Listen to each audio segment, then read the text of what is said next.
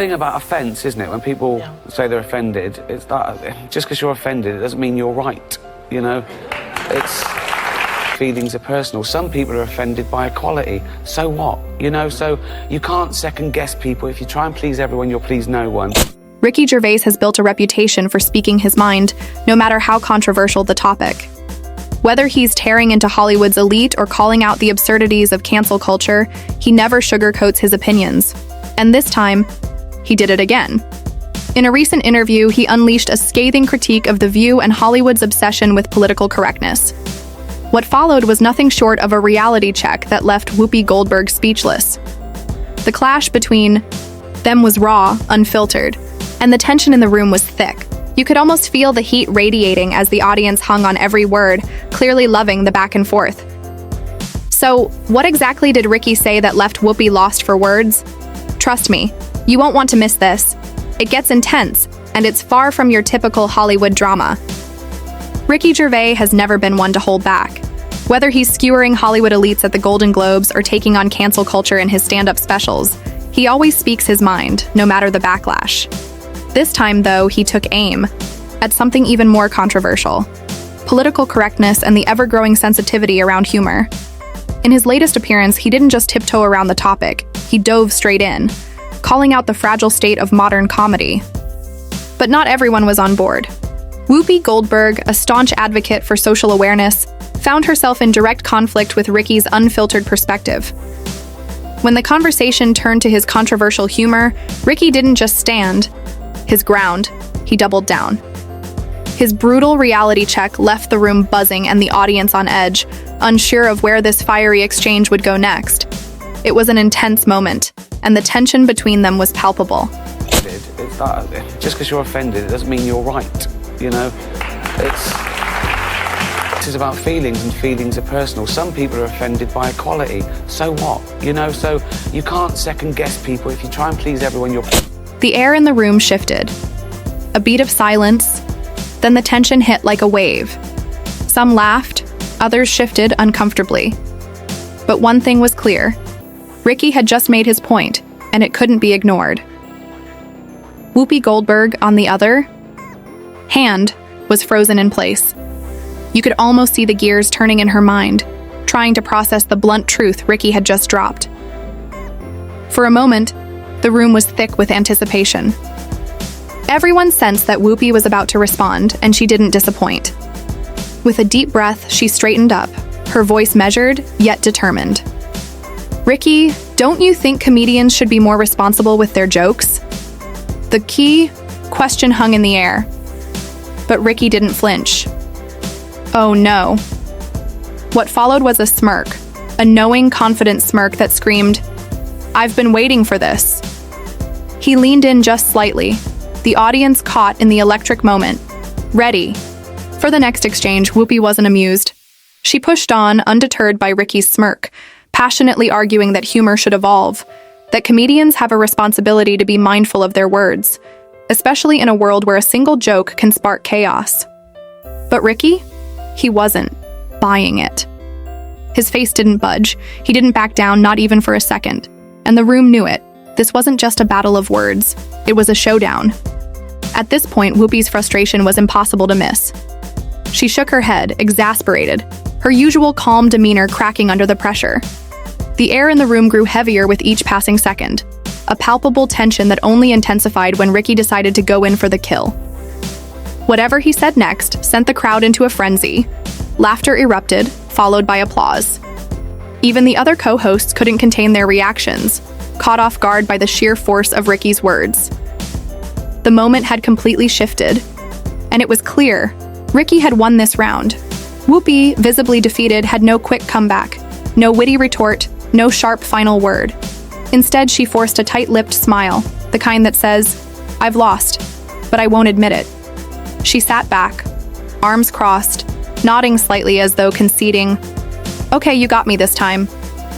But everyone in that room, and everyone watching, knew what had just happened. Ricky had dominated the debate. From that point on, Ricky had full control of the conversation, steering it exactly where he wanted. He didn't just defend comedy, he made it clear that the very foundation of humor was under siege. "Comedy is supposed to be dangerous," he stated, his voice sharp but effortless. "It's supposed to make you think. If we start tiptoeing around every subject, we might as well stop telling jokes altogether." The room fell silent as Ricky's words hit home.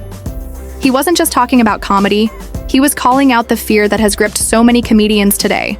The fear of tackling controversial topics and crossing boundaries. To drive the point home, he referenced one of his most infamous moments, the Golden Globes monologue that had sent shockwaves through Hollywood. "I didn't do that for the celebrities in the room," Ricky declared, his voice unwavering. "I did it for the 200 million people watching at home who don't live in a bubble." Another brutal reality check, one that highlighted the stark difference between Hollywood's insulated world and the rest of the country. And Ricky wasn't backing down. By now, it was clear. Whoopi had lost the battle, the weight of the moment settling in as she let out a deep sigh, shifting uneasily in her seat. The tension in the room was almost unbearable, and Ricky had no intention of letting it go. The tension in the room was thick, and it was clear that Ricky wasn't backing down. You could feel the electricity in the air, as if the entire audience was holding its breath, waiting to see who would land the final blow. Whoopi, trying to regain some control, let out a forced chuckle before taking one last swing. "Well, Ricky," she said with a raised eyebrow, "I hope people still think you're funny in 10 years. Her tone was light, but the jab was unmistakable. She was suggesting his humor had an expiration date. Ricky, however, was unfazed. He barely missed a beat, turning toward her with that signature smirk, the kind that said, "I've already won." And with flawless comedic timing, he fired back, "If they don't, I'll still be rich." Boom. Another knockout punch. The room erupted. Laughter, cheers, even a few gasps. Ricky had just delivered the ultimate mic drop. Even some of Whoopi's co-hosts, who had been trying to maintain a neutral demeanor, couldn't help but crack a smile. The sheer confidence, the effortless wit. This was Ricky Gervais at his best. He wasn't just making a point, he was putting on a masterclass in comedic dominance. Whoopi, realizing she'd walked straight into that one, sat back and shook her head. She tried to laugh it off, but the look on her face said it all. Ricky had come prepared, and no amount of TV-friendly banter was going to shake him. This wasn't just a clash of opinions. It was a battle of worlds. Old-school Hollywood political correctness versus unapologetic, no-holds-barred comedy. The roar of approval from the audience spoke volumes. It was clear who had come out on top. But the fallout didn't end there. Ricky's unapologetic stance on free speech and political correctness set the internet ablaze. A firestorm of debate followed, with his comments sparking a fierce cultural divide. On one side, fans hailed him as a fearless defender of comedy, unafraid to push boundaries and challenge society's most sacred norms. They praised his brutal honesty, arguing that comedy should remain an open forum for all ideas, no matter how uncomfortable. On the other hand, critics slammed his approach, calling it irresponsible, even harmful. The conversation was far from over, but one thing was clear. Ricky had started a conversation that would continue to rage long after the cameras stopped rolling. The debate over Ricky Gervais' comedy sparked a firestorm that sent shockwaves across social media platforms, igniting fierce arguments about the role of humor in today's world. On one side, critics argued that humor must evolve with the times. They emphasized that comedians, especially those with a large platform, have a responsibility to be mindful of their impact, particularly on marginalized communities. For them, Gervais' edgy jokes weren't just bold, they were outdated, tone-deaf, and at times outright insensitive. Some even went so far as to call for boycotts, accusing him of crossing the line from wit to harm. As social media turned into a battleground, Twitter, Reddit, and TikTok were flooded with clips of Gervais' interview, dissected from every angle. Supporters shared moments of his speech with captions like, "Comedy isn't a crime," and, "Finally, someone who tells it like it is." The clips went viral, gaining traction as defenders of Gervais' unapologetic stance celebrated his commitment to comedy without compromise. Meanwhile, his critics were quick to respond, accusing him of punching down instead of speaking truth to power. The lines were clearly drawn, and even celebrities weighed in, taking sides in this cultural clash. Fellow comedians found themselves split down the middle. Some defended Gervais' right to joke freely without fearing backlash, while others argued that comedy had a responsibility to evolve alongside society, reflecting the growing awareness of issues like systemic oppression and the challenges facing marginalized groups.